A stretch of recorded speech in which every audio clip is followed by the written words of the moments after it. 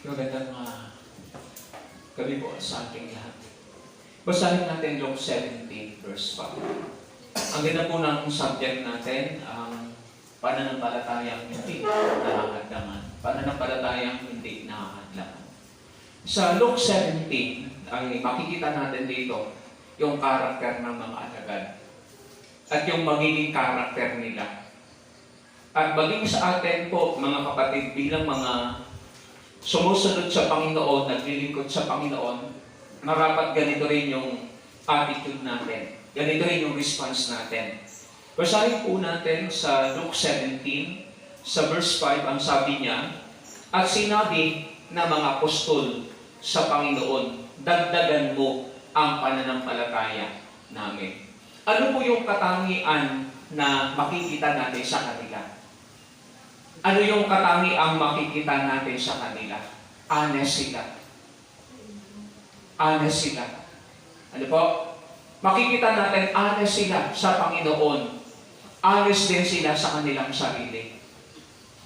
Kaya, yun mga kapatid, yung isang katangian na dapat ay matagal natin ng bawat isa sa atin. Kasi honest sila eh.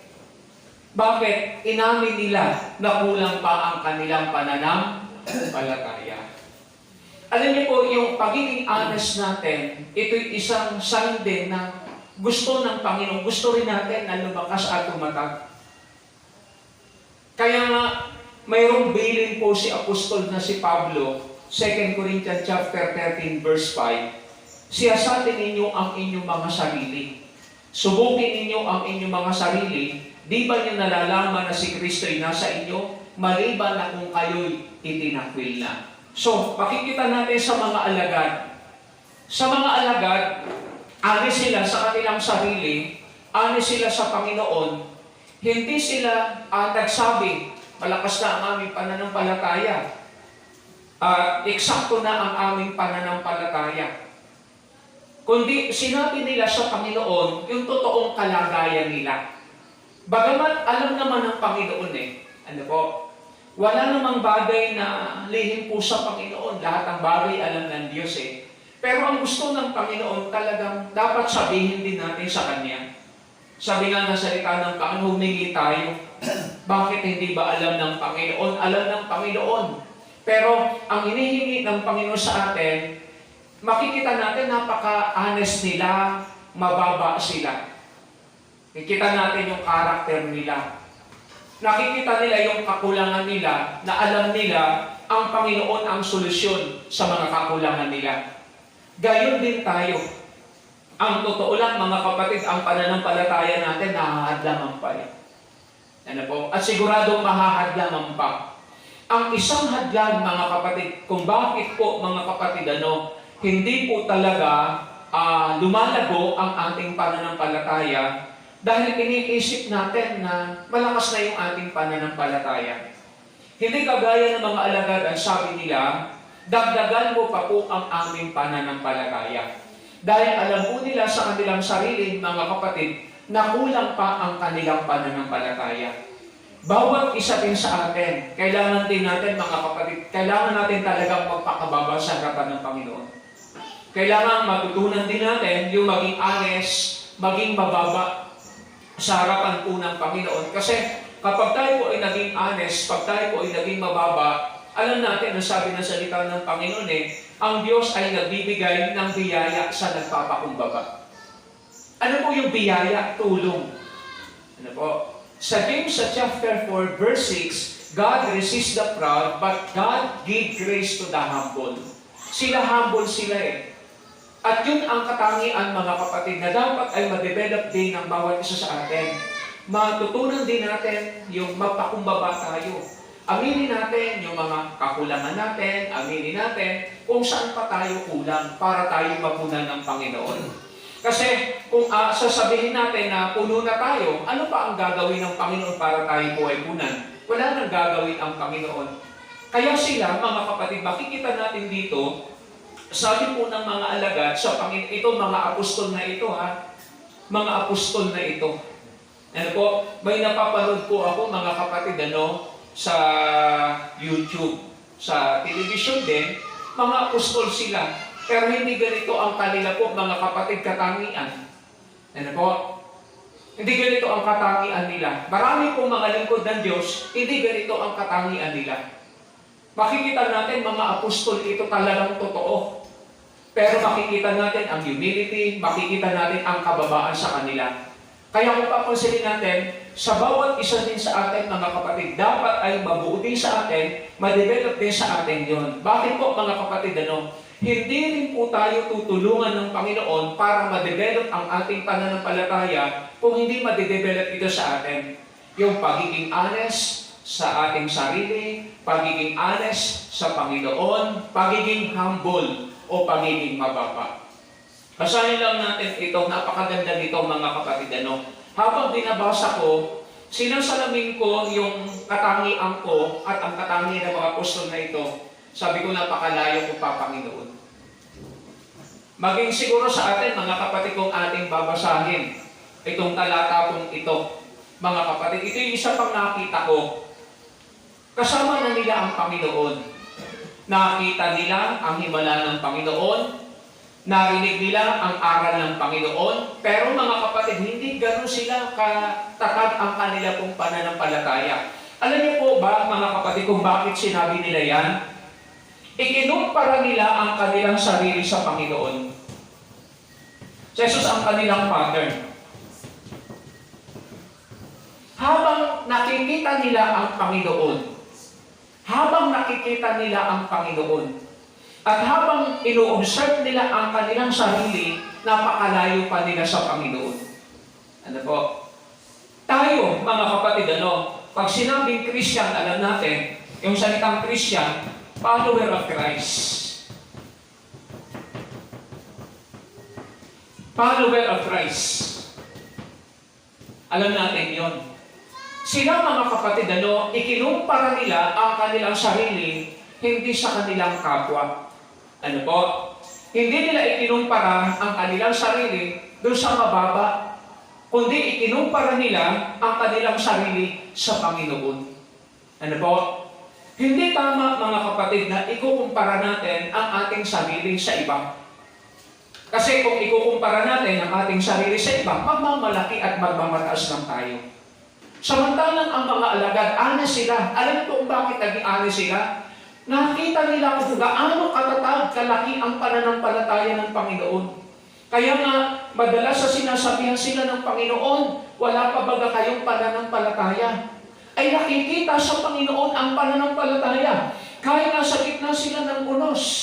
Akita natin sa Aklatang Marcos sa chapter 4, mga kapatid, ang Panginoon ay natutulog sa likod ng daong, samantalang sila ay natatakot. Ikinumpara nila ang kanilang sarili sa Panginoon. Kaya makikita rin natin sa ating sarili, ang pattern talaga natin, mga kapatid, ay ang Panginoon. Si Paul ay ganoon din. Kaya po, ang isang tao ang magiging basihan niya, ang kanyang pattern, ang kanyang pagkukumparahan, ang kanyang pagpaparisan sa kanyang pananampalataya ay ang Panginoon. Laging, mga kapatid, makikita sa kanya ang humility, yung kababaan. Kasi, mga kapatid, di pa natin naaabot yung pong pananampalataya na kagaya ng sa Panginoon So makikita natin dito, mga kapatid, yun ang ginawa po ng mga apostol at mga alagad.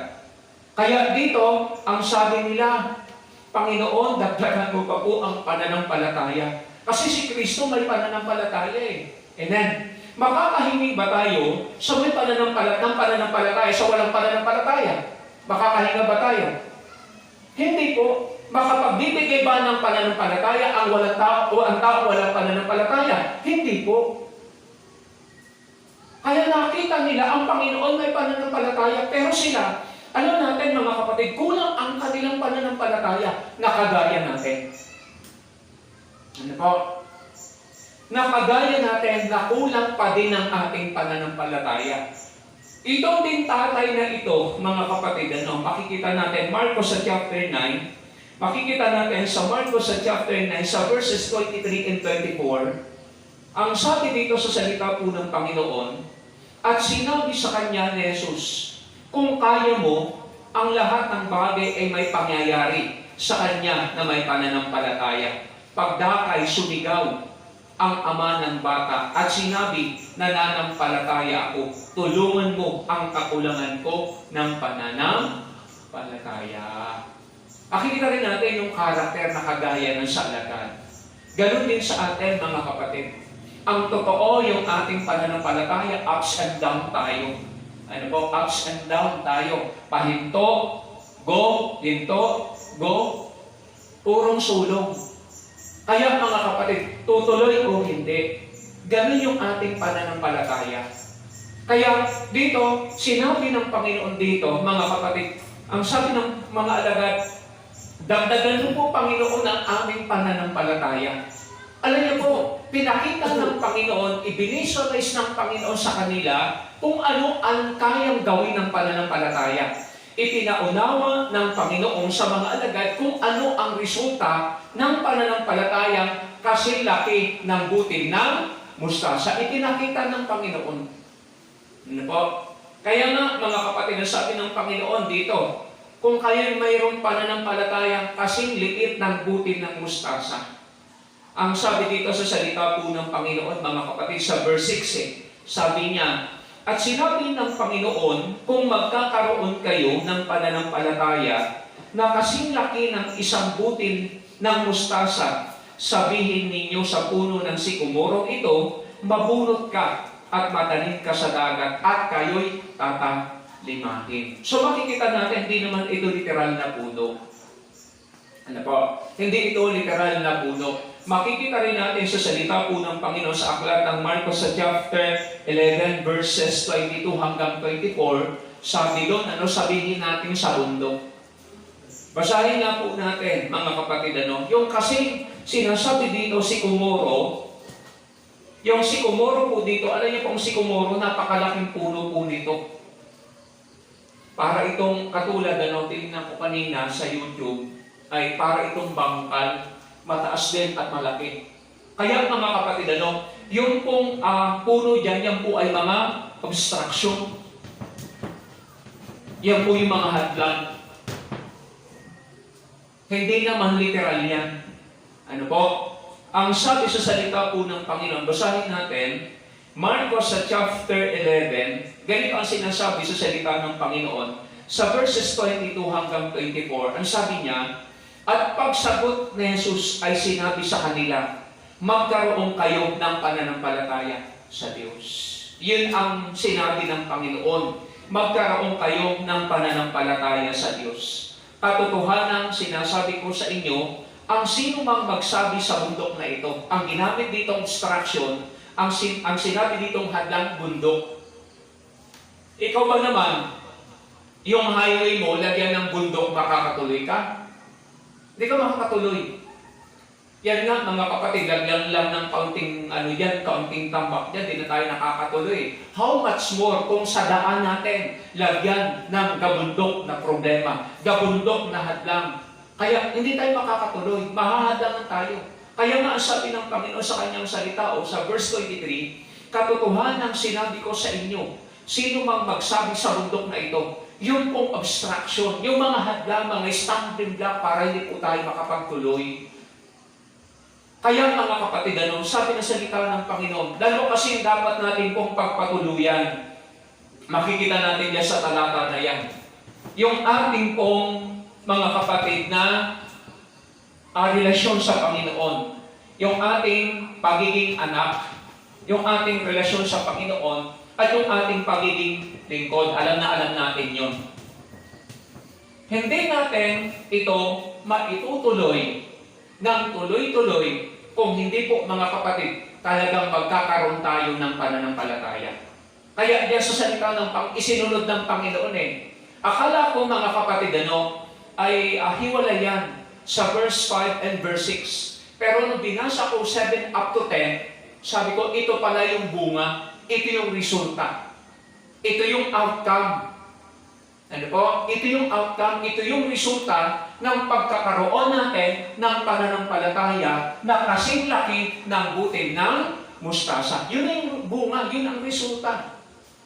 Kaya kung papansinin natin, hindi kailanman tayo magiging obedient. Hindi kailanman tayo magiging masunurin hanggat ang ating pananampalataya ay hindi talaga nadadagdagan. Amen?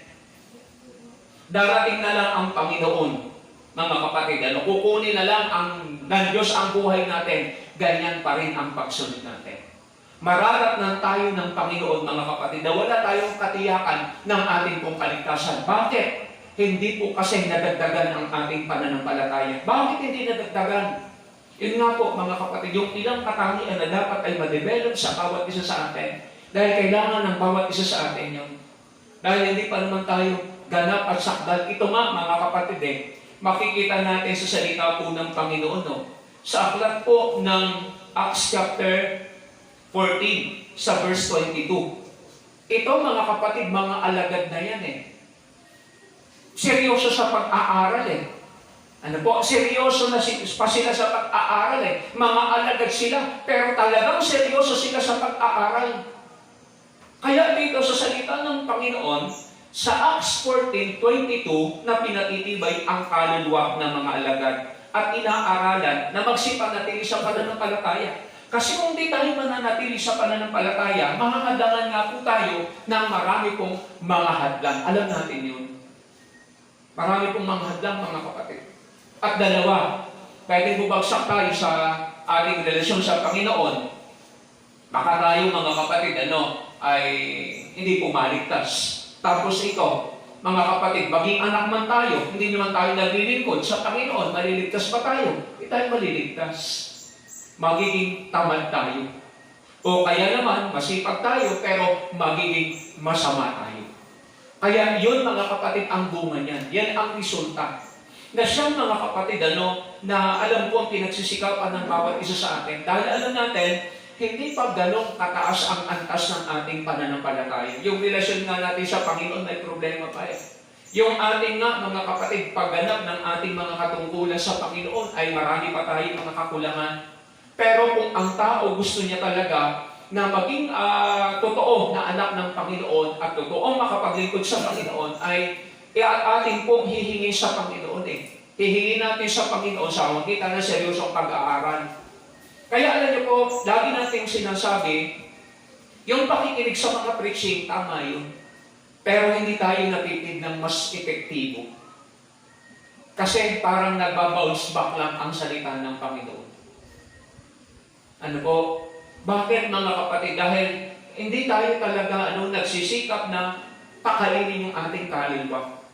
Ano po? Hindi natin sinisikap na yung saganang aral ng salita ng Panginoon ay ma-absorb ng ating sariling kaluluwa. Kasi alam natin, wala namang paghuhugutan ang ating pananampalataya kundi sa aral Kaya nga ang sabi ng Panginoon sa kanyang salita, dito, sabi po ni Apostol na si Lucas, sabi niya, pinatitibay ang kaluluwa ng mga alagad para sila'y makapanatili. Mga alagad yan, mataas ang antas ng kanilang espiritual. Ano po? Kaya nga, sabi ng salita ng Panginoon, 1 Peter sa chapter 4:17 up to 18, kung ang matuwid ay bahagya ng makaliligtas, ang masama at makasalanan ay saan kaya magsisira? Kung dumating na ang paghuhukom. Kaya sa salita ng Panginoon sa atin, mga kapatid, mahalaga, ito po ating maunawaan. Yung mga nasabi natin, tamang lahat iyon. Tama po lahat ito. Pero, imposible, mga kapatid, badagdagan ng ating pananampalataya kung hindi natin kinukuha. Basahin natin ang salita ng Panginoon.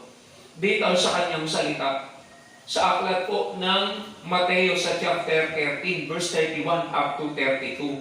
Makikita natin sa aklat ng Mateo chapter 13, verses 31 and 32, sabi niya, sinaysay niya sa kanila ang ibang talinghaga na sinabi ang kaharian ng langit ay tulad sa isang butil ng binhi ng mustasa na kinuha ng isang tao. Kahit pa may binhi, pababayaan mo lang na hindi mo kinukuha, mapapaso na lang ang binhi. Naalala ko, mga kapatid, nakaraan, binigyan ako ng bayaw ni Brother Noli ng sili na hindi maanghang. Kasi nagre-request ako Nakakain ako sa Cagayan ng sili na hindi maanghang. Sabi ko, ang sarap nito. Maganda itong magtanim. Kaya nagbigay yung kanyang bayaw, mga kapatid. Pagdala ko dito, mga kapatid, ang dami. Isang can, ng binhi. Itinanim ko. Alos, mga kapatid, nung pagtanim ko, hindi tumubo. Nag-try na naman ako.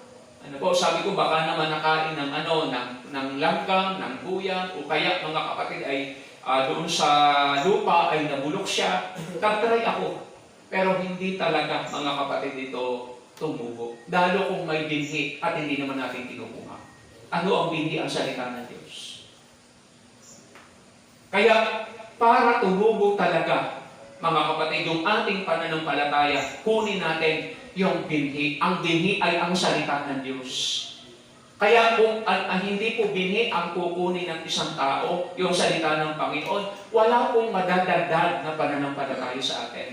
Kaya talagang tama, madevelop sa atin yung ating daily and personal devotion.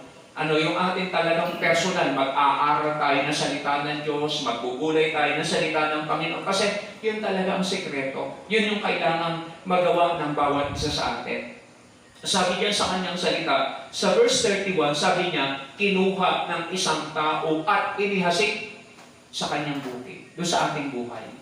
Talagang kukunin natin. Kukunin natin at ihahasik natin. Hindi yung preacher ang maghahasik. Amen. Unang-una, kukunin natin yung binhi at ihahasik natin sa ating sariling kaluluwa. Kasi mga kapatid, anong sabi ng Panginoon sa kanyang salita? Dagdagan mo po, Panginoon, ang aming pananampalataya. Sinabi ng Panginoon, kung kayo'y may pananampalataya, kasing liit ng butil ng mustasa. Ano ang simbolo ng butil ng mustasa? Wala itong silbi sa mga tao. Napakaliit ng pagtingin ng tao sa salita ng Diyos. Napakaliit ng pagtingin ng tao sa paniniwala at pananampalataya sa Diyos. Kaya sa salita ng kung kukunin natin ito, at pagkatapos natin kunin mga kapatid, ay ating ihahasik ito sa ating sarili. I-a-apply talaga natin. Kasi useless mga kapatid, ang daming dinhi, pero hindi naman natin kinupa, hindi naman tinatanim, mapapaso lang. Kasi alam natin mga kapatid, yung kung mga dinhi na yan, may duration din yan. Mayroon din mga kapatid, expiration yan. Kaya sa salita po ng Panginoon, may mga panahon, mga kapatid, na hindi po na ipapangaral na salita ng Diyos. O kung ang Panginoon nagsawa na, mga kapatid, na ipangaral na salita ng Diyos, hindi na ituturo sa atin. Yan sinasabi ng salita po ng Panginoon. Kaya, ang sabi diyan sa kanyang salita, sa verse 32, makikita natin dito, sa verse 32, at siya, para pang tumubo ito, mga kapatid, makikita natin yung paglago. Hindi tayo mga kapatid makakaasa na mayroong lalago hanggat wala pong inihahasik.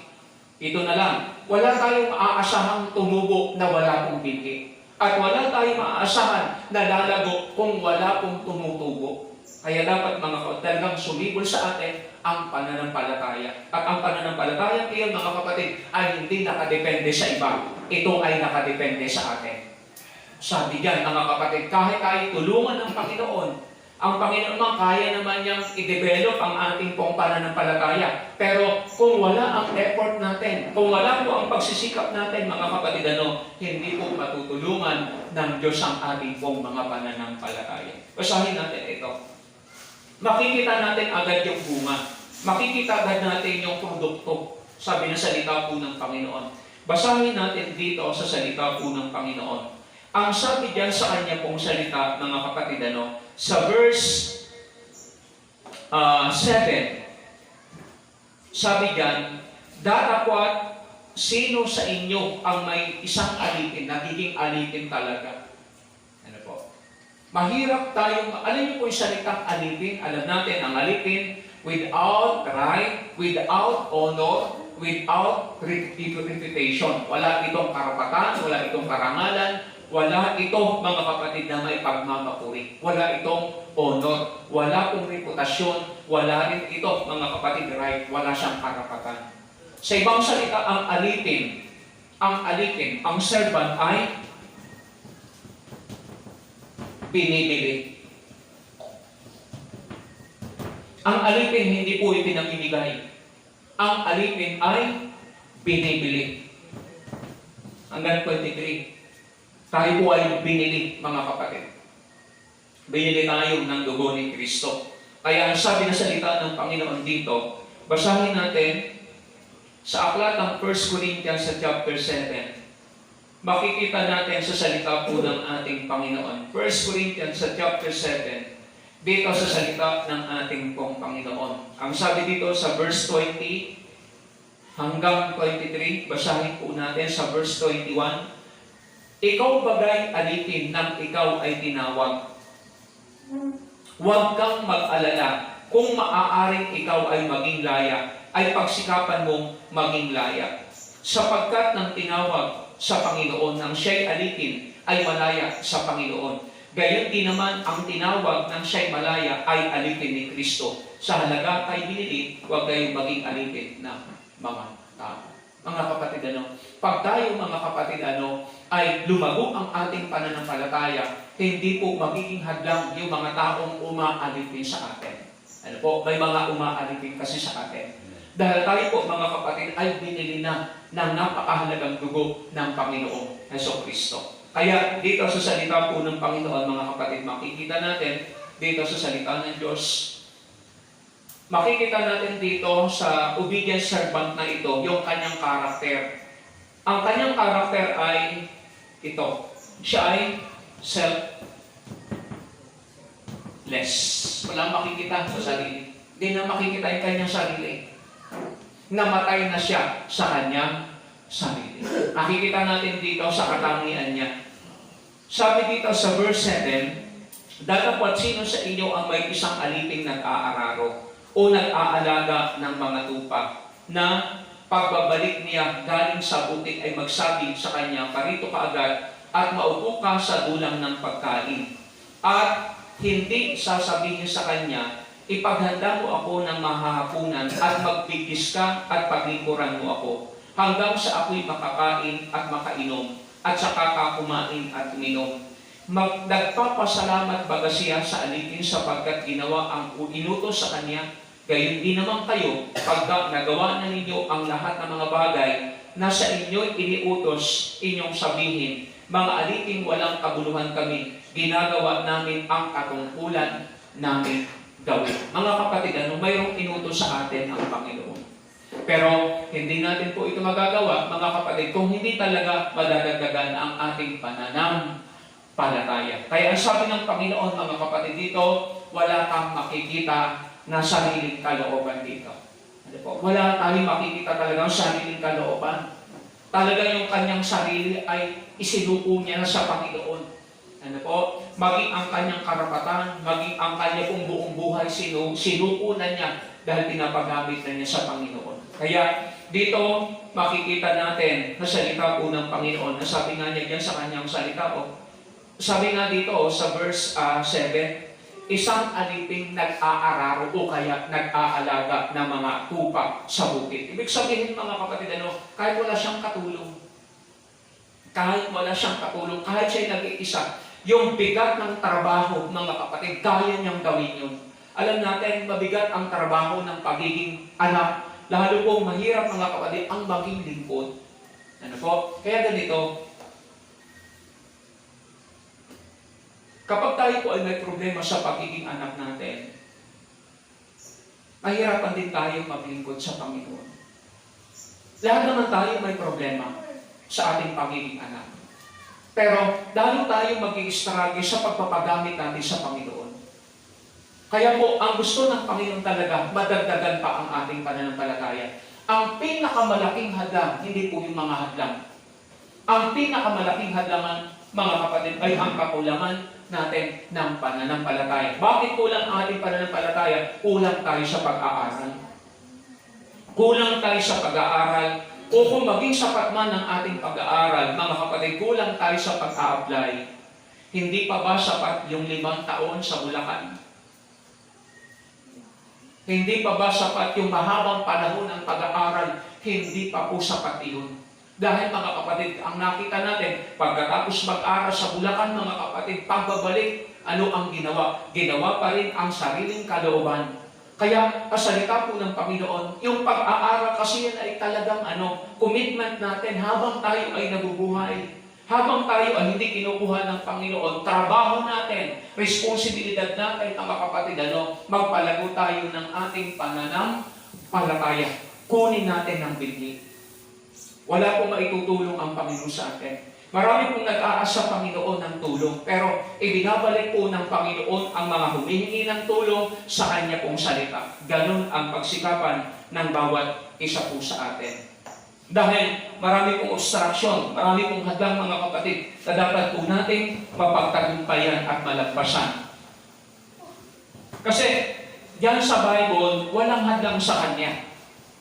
Makikita natin yung sinasabi kanina, sakdal talaga yan. Totoong anak at totoong lingkod. At alam natin, hindi pa tayo ganun. Hindi pa tayo ganun.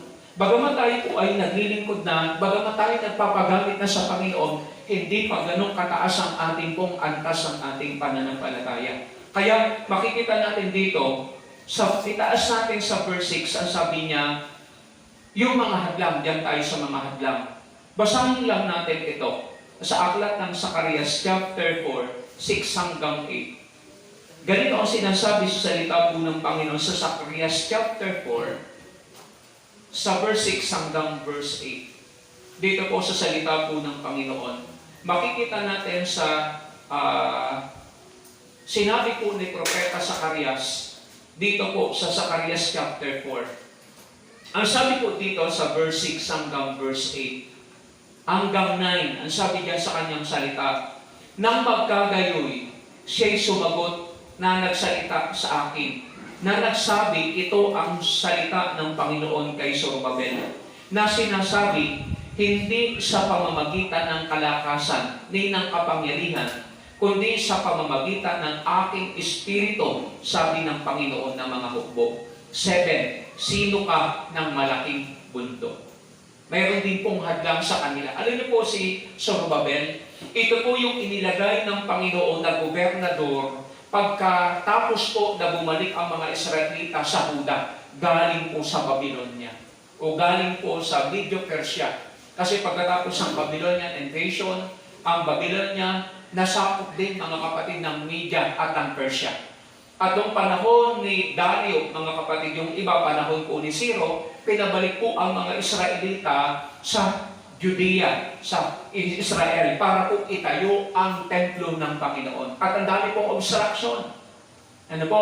So, ibig sabihin, napakalaki po ng burden ni Zorobabel. Ano po? Napakalaki ng katungkulan na pinapagawa ng Panginoon kay Zorobabel.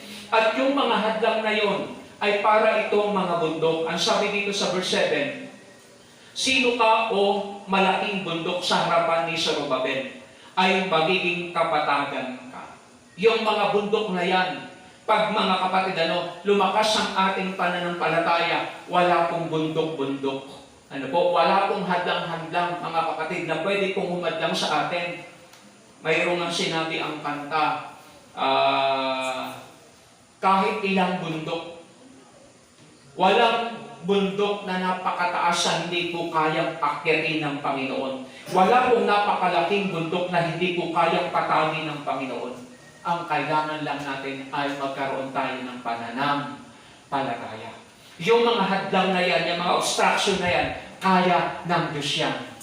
Walang question sa kakayanan po ng Panginoon. Lamang, hindi natin kayang manampalataya, hindi natin kayang magtiwala. Kaya nahihirapan po tayo sumunod sa Panginoon. Pero kung tayo po'y susunod, mga kapatid, ang Espiritu po ng Diyos ang siyang tutulong sa atin. At ang sabi ng verse 7 ay ganito, sino ka o malaking bundok sa harapan ni Zorobabel ay magiging kapatagan ka at kanyang ilalabas ang pangulong bato na mahiyawan, biyaya. Bukod dito, ang salita ng Panginoon ay dumating sa akin na nagsasabi, ang mga kamay ni Zorobabel ang siyang naglagay ng tatagang bato ng bahay na ito. Ang kanyang mga kamay na siya rin ang tatapos at inyong malalaman na ang Panginoon ng manghukbo ang siyang nagsugo sa akin, sa inyo. So makikita natin dito mga kapatid, yung ating nasimulan na spiritual na journey, yung ating nasimulan na relasyon sa Panginoon, yung ating nasimulang paglilingkod natin sa Panginoon, matatapos natin hanggang sa dulo. Mayroon tayong mga nasimulan, pero ang mga nasimulan natin, pwede hindi natin matapos. At kung hindi natin matapos mga kapatid, alam natin, doon sa dulo ng finish line ay wala pong gantimpala. Ecclesiastes 7 verse 8, sabi ng Panginoon sa kanyang salita, sabi niya, maigi ang katapusan ng isang bagay kaysa sa pasimulan nito. Kaya nga may nakalagay mga kapatid sa aklat po ng Ezekiel sa chapter 3 verse 18 up to 20, pagka ang taong matuwid ay lumiko sa kanyang katuwiran, ang lahat ng mabubuting bagay na kanyang ginawa ay hindi aalalahanin. Kaya mga kapatid, makikita natin dito sa obedient servant, mga kapatid, ang talagang dahilan kung bakit siya naging obedient ay nagkaroon siya ng kasing laki ng butil na mustasa na pananampalataya. Mga kapatid, ganun ang ating pong gawin.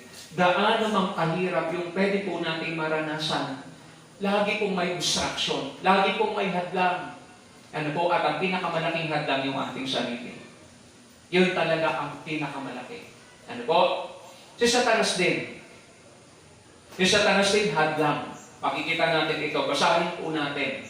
Sa salita po ng Panginoon, sa aklat po mga kapatid ng Marcos sa chapter 8, itaas natin hanggang verse 33. Sabi ng salita po ng Panginoon, Marcos chapter 8, verses 31 up to 33. Sabi sa salita ng Panginoon ay ganito, at siya'y nagpasimulang magturo sa kanila, at ang anak ng tao ay kinakailangang magbata ng maraming mga bagay, at itakwil ng matatanda at ng mga pangulong saserdote, at ng mga eskriba at patayin, at pagkaraan ng 3 araw ay muling magbangon. At hayat na sinabi niya ang pananalitang ito, at sinabi niya, at isinama siya ni Pedro, at pinasimulang siya'y pagwikaan. Datapat paglingap niya sa palibot at pagtingin sa kanyang mga alagad, ay tinagwikaan si Pedro, at sinabi, lumagay ka sa likuran ko, Satanas, sapagkat hindi mo iniisip ang mga bagay na ukol sa Diyos, kundi ang mga bagay na ukol sa tao. Si Satanas yan, pero si Pedro. Isa pa mga kapatid, kung may mga taong nagmamalasakit po sa ating pong pisikal, wala pong masama. Kung may mga taong nagmamalasakit sa ating pisikal, pero tingnan natin kung ito'y sa Diyos. Kasi dito mga kapatid, hindi mo po masama yung sinabi ni Pedro. Sabi niya, Panginoon, di ka dapat mamatay. Pero ano po ang sabi ng Panginoon sa kanya? Satanas. May mga taong akala natin concern, pero ang kanilang pagiging concern, hindi na po pala sa Diyos. Hindi na sa Diyos ang kanila pong kino-concern. Kaya kapag tayo po'y may pananampalataya, makikita natin, kaya nating mag-discern ng totoong nagmamalasakit at hindi. Makikita natin yan. Kaya dito, iba ang Panginoon. Kaya ang sabi ng mga alagad, Panginoon, dagdagan mo po ang aming pananampalataya. Kasi hindi pa gano'n sila katatag. Hindi natin kaya dumdetect ng mga concern nakakabuti sa ating pong kaluluwa at nakakasama. Kaya sa salita po ng Panginoon, mga kapatid, ang sabi ng Panginoon sa kanya, Satanas, lumagay ka sa likuran ko. Magagawa lang natin ito kung tayo po'y may pananampalataya. Lagi pong may obstruction, lagi pong may hadlang. Alam natin mga kapatid yun, pero lahat ng ito ay kaya natin malampasan. Makayanan po natin ito kung tayo po ay madadagdagan pa ang ating mga pananampalataya. At imposibleng madagdagan ang ating pananampalataya na hindi po natin ginagatungan ng aral ng Panginoon at yung pagsama ng Espiritu Santo. Pagkasama po natin ng Espiritu Santo, mga kapatid, yung mga bundok na yan, sabi ng salita po ng Panginoon, kanyang papatagin ito. Papatagin po niya ito. Hindi natin kaya yan. Kaya nga, tama sabi ng salita ng Luke sa chapter 18:27, with God all things are possible. Pero kailangan natin sumampalataya. Naalala ko po yung isang missionary. Yung isang missionary, mga kapatid, kasi nung time ng kanila pong pag-mission, wala pa po namang mga makina nun eh. Ang inaasahan po ng mga barko na pangkalawakan, mga kapatid, yung pangbiyahe talaga ng long distance, hindi po makina ang inaasahan nila. Ang inaasahan po nila yung layag. Ang inaasahan po nila, mga kapatid, yung paggagaod. Ito na, mga kapatid, inabutan po ng kalmada. Kalma, di walang hangin, mga kapatid. Paano sila makakasulong? Alam niyo po, ito na, nandito ang mga pirata. Ang sabi ng kanyang kasama, sabi niya, ito na po ang mga pirata. Alam niyo po, mga kapatid, sabi ng missionary, itaas mo ang layag at mananalangin ako. Yun ang pananampalataya. itaas mo ang layag at mananalangin ako. Nagawa po kami dyan mga kapatid ng lagayan ng pagkain. Sabi ko, siguradong magdadala na ang Panginoon ng mga pagkain dito. Kasi may lagayan na tayo ng pagkain. Faith yan. Amen. Sa pagsunod, di ko sinasabing pagkain. Di naman tayo Christian. Di naman tayo mukhang pagkain. Mga kapatid, sa salita po ng Panginoon, ang gusto ng Panginoon, mabuhay tayo sa pagsunod kung tayo talagay may pananampalataya. At ang pananampalataya, aasahan natin ang gagawin ng Diyos habang tayo ay sumusunod. Makakaasa ba tayo sa gagawin ng Diyos kung di tayo sumusunod? Hindi po. Kaya dito sa salita ng Panginoon, mga kapatid, sabi niya sa kanyang salita, ito yung obedient servant. Tayo, hindi pa tayo obedient. Kaya kailangan mga kapatid, madagdagan ng ating pananampalataya. Dahil kung madadagdagan ng ating pananampalataya, wala pong magiging hadlang sa atin, sa ating pong pagiging anak. Maayos natin ang ating relasyon sa Panginoon, sa ating pagpapagamit sa Panginoon. Pagagampanan po natin ang ating mga responsibilidad sa Panginoon. Mga kapatid, yan ang sinasabi sa salita po ng Panginoon. Kaya mahalaga sa atin, mga kapatid, yung ating pong mga pananampalataya. Okay. Basahin lang natin ito sa salita po ng Panginoon, mga kapatid. Sa aklat po ng Marcos sa chapter 11, 22 hanggang 24. Di ko na ilalayo ito.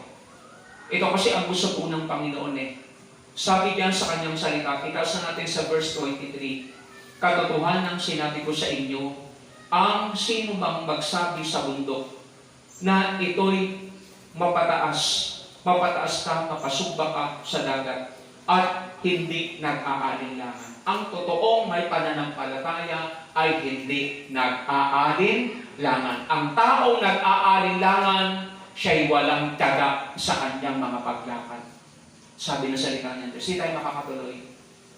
Kasi mga kapatid, di natin sigurado na tayo tutulungan ng Panginoon. Hindi pa ganun, mga kapatid, kataas ang antas ng ating pananampalataya. Kaya ang sabi ng Panginoon, magkaroon tayo ng pananampalataya sa Diyos para tayo makapagtuloy-tuloy. Hindi din tayo, hihinto tayo, pagkatapos nito, magpapatuloy din pala. Kaya ang sabi ng salita ng Panginoon, ang gusto ng Panginoon, makapagtuloy-tuloy tayo, mga kapatid. Dahil po yan sa tulong ng Panginoon. Sabi diyan, at hindi nag-aanilangan sa kanyang puso. Tayo, ang dami nating agam-agam. Kaya hindi tayo nakakapag-commit. Kaya hindi tayo nakakapag-surrender. Nakakapagpagamit sa Panginoon ng buong buo talaga. Mga kapatid, maging ako, hindi pa ganun kataas ang antas ang ating pananampalataya. Pero ipanalangin natin sa Panginoon, dagdagan ng Panginoon ang ating pananampalataya na hindi tayo nag-aalinlangan. Dahil ang taong nag-aalinlangan, hindi makakatuloy. Kundi manampalataya ka na mangyayari ang sinabi niya at kakamting niya yaon. Yung pong pananampalataya, hindi tayo makakaasa, mga kapatid, na gagawin ng Panginoon kung walang pananampalataya at kung wala pong pagtalima o pagsunod sa Panginoon. Verse 24, kaya nga sinabi ko sa inyo ang lahat ng mga bagay na inyong idalangin at hinihingi ay magsisampalataya kayo na inyong tinanggap na at inyong kakamting. Ang lahat naman pinangako ng Panginoon. Ang lahat naman itinangako ng Panginoon. Wala pong ipinagkait ang Panginoon sa atin. Pati ang kanyang kaisa-isang anak, ipinagkaloob niya sa atin, mga kapatid, maging karapat-dapat lang tayo. At ipagkakaloob ng Panginoon sa atin ang lahat nating pangangailangan. Sabi ng salita ng Panginoon, kailangan nating manampalataya para lahat nating kailangan, mga kapatid, ay ipagkaloob ng Panginoon sa atin. Dati nag-pray po ako, mga kapatid, makabili tayo ng sasakyan medyo malaki. Ang dami pinadala ng Panginoon sa sakyan. Mamimili lang tayo. Kaya sa salita ng Panginoon, mga kapatid, kailangan ma-develop ang ating pananampalataya. Pwedeng gamitin ng Panginoon patiwak para po dalhan tayo ng pagkain sa umaga at sa hapon. Ang kailangan natin, pananampalataya nag-express ng ating pong paglilingkod bilang anak at bilang lingkod ng Panginoon. Yubuko tayo po ay madalangin sa Panginoon. Salamat po, Panginoon. Nagpapasalamat po kami dahil mayroon pong habag, mayroon pong biyaya para sa amin. Bagamat hindi pa ganong kataas ang antas ng aming pananampalataya, napakalaki nandyan sa namin ma-develop namin ito. Kung ang aming pattern kung ang aming ehemplo, kung aming tutularan, ang aming susundan ay ang Panginoong Kristo. Kung aming ipaparis ang aming pananampalataya, hindi sa iba, hindi sa tao, hindi rin sa mga lingkod mo, kundi sa iyo, Panginoon, mararating namin yung pananampalatayang hindi po nahahadlangan ng lahat ng hadlang. Panginoon, salamat po. Kayo po ang pumilos, manguna, magpakahayag sa bawat isa sa amin. Alam po namin, hindi mo kami pababayaan, kundi tutulungan at aalalayan. Panginoon, talastas mo po kung gaano kahina ang aming mga pananampalataya. Ito ay nakikita mo sa aming pong performances bilang mga Kristiyano, sa aming mga pang-araw-araw na ginagawa, sa aming po din paraan ng pagpapagamit sa aming mga motibo, sa aming po mga pamamaraan. Panginoon, tulungan mo po kami, patubayan at gabayan ng iyong kapangyarihan. Alam namin, hindi mo kami pababayaan, kundi aalalayan at gagabayan po ng iyong kapangyarihan. Sa iyo po, Panginoon, yung aming pagpupuri at pagpapasalamat. Kami mga lingkod mo na nagsisikap at ang lahat ng mga taong nagsisikap, madagdagan po ang pananampalataya. Dahil ang sabi mo sa iyong salita sa aklat ng Hebrews sa chapter 12 verses 1 and 2, tumingin kami sa Panginoong Kristo na siyang sumasakdal sa aming pananampalataya. Kung kami ay titingin sa Panginoong Kristo, sabi mo, Panginoon, amin pong matatalikuran ang lahat ng kasalanan. Amin pong maitatabi ng walang liwag ang aming pagkukonsern sa aming pong pangmundong mga bagay. Yun po ang sinasabi mo, yung mga pasan at ang aming gagawin, papasanin namin ang iyo pong pamatok. At ang pamatok mo ay magaan at hindi po ito mabigat, Panginoon. At kung ang pamatok namin ay magaan, dahil kayo rin po ang tutulong sa amin para magawa namin ito, magiging magaan po ang lahat ng bagay. Hindi po kami mahahadlangan, wala pong obstruction, wala pong stumbling block, wala pong tisod na pwede pong tisod makapagpahadlang sa amin, makapagpahinto sa amin. Tulungan mo po kami, patubayan. Dagdagan mo, Panginoon, ang aming pananampalataya. Dahil ang taong mayroon talagang sakdal na pananampalataya, hindi po matatawaran ang kanyang pagsunod, hindi po matatawaran ang kanyang pong paglilingkod. Sa iyo po, Panginoon, ang aming pagpupuri, sa iyo po ang aming pagpapasalamat. Sa pangalan po ng iyong anak na si Jesus na aming Panginoon. Lord, sa iyo po ang aming pagpupuri, ang aming pong gawain, ay aming pong itinataas sa iyo, Panginoon. Maging ang aming preparasyon sa aming pong Thanksgiving celebration, Panginoon, tulungan niyo po kami, pagbabayan at gabayan ng iyong kapangyarihan. Sa iyo po ang aming pagpupuri at pagpapasalamat sa pangalan ni Jesus na aming Panginoon, tayo pong lahat. Sabi po ng Amen. Okay mga kapatid, magandang gabi at pagpalantay na ng Panginoon.